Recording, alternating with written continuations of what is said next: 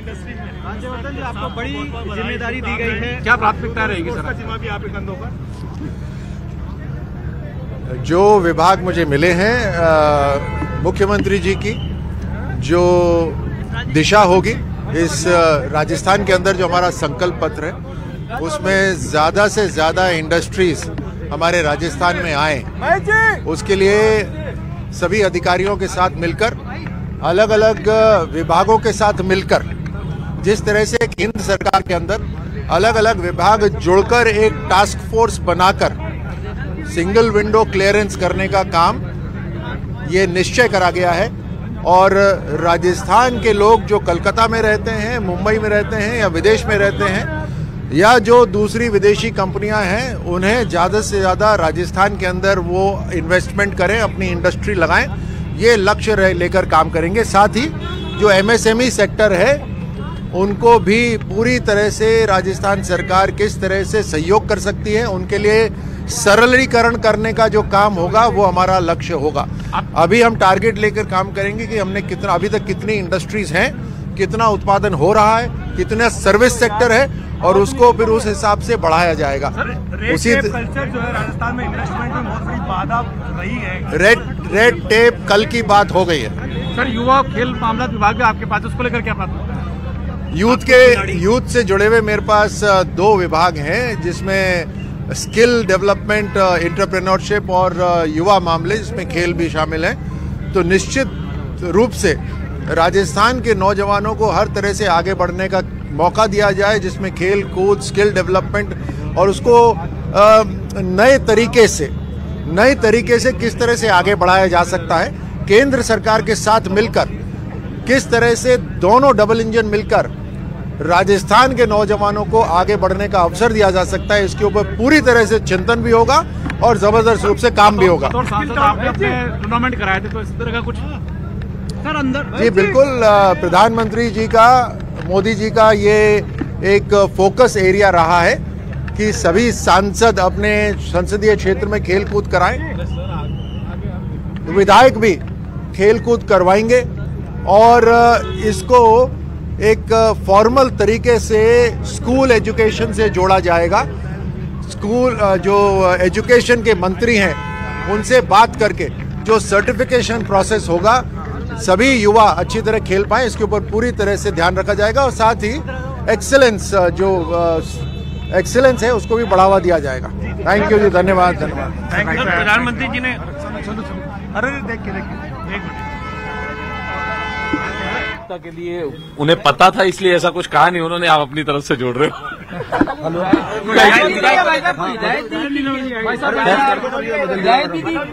प्रधानमंत्री ने विधायकों को ज्यादा नहीं, ऐसा कुछ नहीं, जनरल चर्चा हुई, उन्हें जो कहना चाहिए हमारे परिवार के अभिभावक के नाते वो सब कहा। शिक्षा मंत्री मोदी जी ने क्या कुछ कहा? मोदी जी आज मार्गदर्शन मिला, संवाद हुआ। किस तरह का संवाद हुआ? वैसा ही हुआ जैसा आप सोच रहे हैं। क्या कहा आपको? कुछ निर्देश उनकी तरफ लगा दें। खुश रहो, काम करो।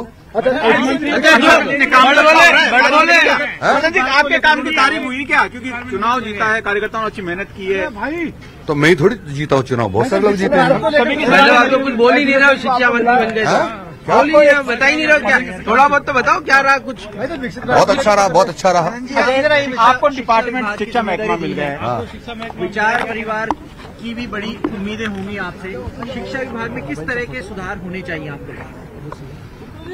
अभी देखेंगे क्या क्या कमियां हैं, उसमें क्या सुधार होता है, एक्सपर्ट से राय लेंगे, क्योंकि मैं जन्मजात शिक्षक नहीं हूँ। मतलब आप तो एक्सपर्ट तो विषय के आप। अरे मतलब अभी अध्ययन करेंगे, एक्सपर्ट के साथ बैठेंगे, विद्वान लोगों के साथ बैठेंगे, उनसे विचार विमर्श करेंगे, क्या अच्छा होगा करें। अच्छा, कई शिक्षा नीति में ऐसी खामियां थी उनके जो पुरानी सरकार में कि करेंगे ताकि हर वर्ग को एहसास हो कि सरकार बदली है। देखिए, राजस्थान में पिछले 5 सालों में जो समाज कल्याण विभाग के काम अधूरे थे, और उनको एक बार अधिकारियों के साथ मीटिंग करके बहुत जल्द एक बार उसका आने वाले समय में रूपरेखा तैयार करेंगे और राजस्थान के आम जन के कल्याण के लिए काम करेंगे। तो ये थे अविनाश गहलोत जो कह रहे हैं कि जो सरकार की जितनी भी योजनाएं हैं उनको धरातल पर लेकर जाएंगे, और जो भी जरूरतमंद है, जिस भी वर्ग से जुड़ी भी जो योजनाएं हैं उनको उस वर्ग तक पहुंचाएंगे और जो भी हकदार है उनको उनका हक मिलेगा। ये बात कह रहे हैं मंत्री अविनाश गहलोत, जिनको कि सोशल जस्टिस डिपार्टमेंट दिया गया है। तो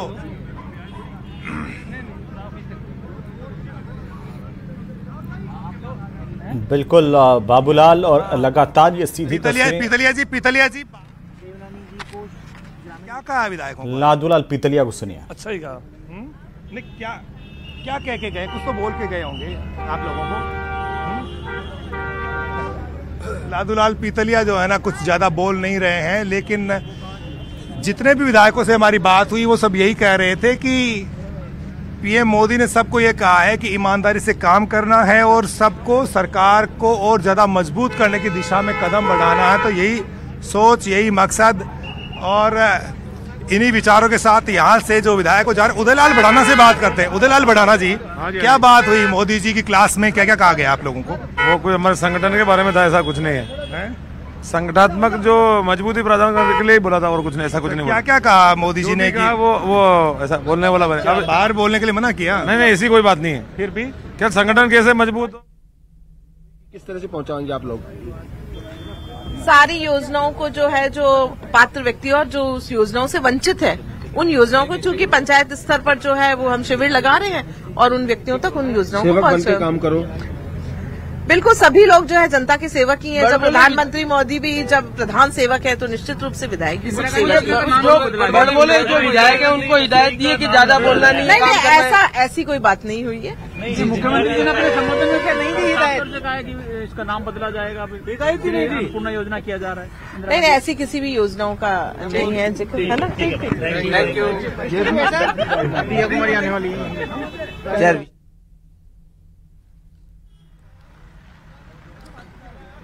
तो आपको बता दें कि प्रधानमंत्री नरेंद्र मोदी ने आज मुलाकात की भारतीय जनता पार्टी के विधायकों के साथ में और संगठन के लोगों के साथ में। क्या बातचीत हुई, इसे लेकर के तमाम जो विधायक बाहर निकल रहे हैं, मंत्री जो बाहर निकल रहे हैं, उनका यही कहना है कि संगठनात्मक स्तर पर मजबूती के साथ काम करना और बेहतर तरीके से आम जनता की सेवा करना, ये संदेश प्रधानमंत्री मोदी ने उनको दिया है।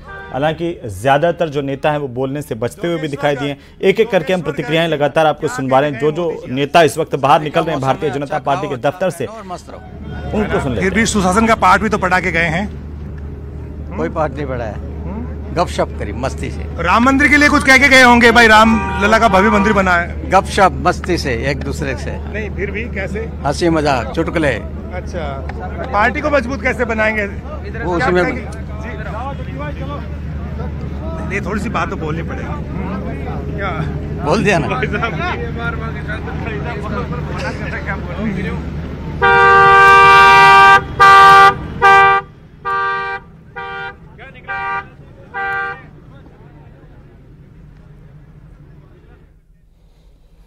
तो सीधी तस्वीरें और तस्वीरों के माध्यम से एक एक करके आप सुन रहे थे प्रतिक्रियाएं। जैसे जैसे और नेता भी बाहर निकल रहे हैं, उनकी प्रतिक्रियाएं भी हम आप तक पहुंचाएंगे। हमारे सहयोगी सौरभ गृहस्थी, बाबूलाल धायल दोनों वहां पर मौजूद हैं।